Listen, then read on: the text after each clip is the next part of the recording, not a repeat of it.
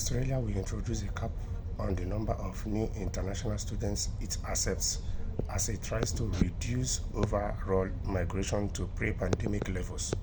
The nation has one of the biggest international students markets in the world, but the number of the new enrollments will be limited to 270,000 for 2025. Each higher education institution will be given an individual restriction.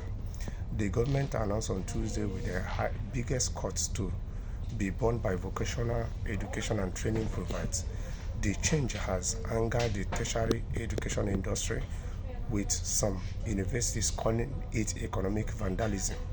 But Canberra said it will improve the quality and longevity of the sector. Australia is host to about 417,500 international students, according to the latest government figures from early 2024.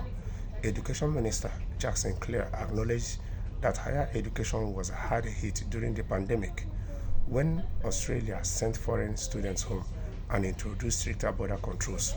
He also noted, however, that the number of international students at university is now 10% higher than before COVID-19, while the number at private vocational and training providers is up to 50%.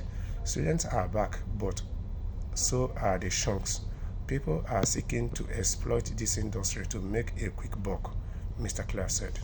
The government has previously accused some providers of unethical behavior, including accepting students who do not have the language skills to succeed, offering a poor standard of education or training, and enrolling people who intend to work instead of study. These reforms are designed to make it better and fairer and set it up on a more substantial footing going forward, Mr. Clare said. The restrictions will also help address Australia's record migration levels, he said, which had added pressure to existing housing and infrastructural woes. The government has already announced tougher minimum English language requirements for international students and more scrutiny of those applying for a second study visa, while punishing hundreds of dodgy providers.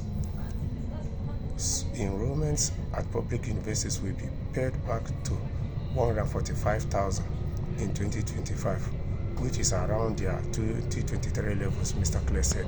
Private universities and non-university higher education providers will be able to enroll 30,000 new international students, while vocational education and training institutions will be limited to 95,000.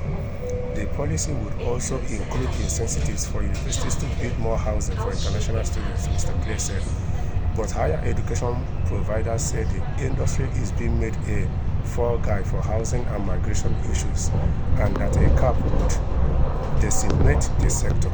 International education was worth $36.4 billion Australian dollar to the Australian economy in 2022-2023, making the country's fourth largest export that year. So you see, it's always the same issue. The politicians failed and they push it on migrants and their gullible citizens just buy it easily.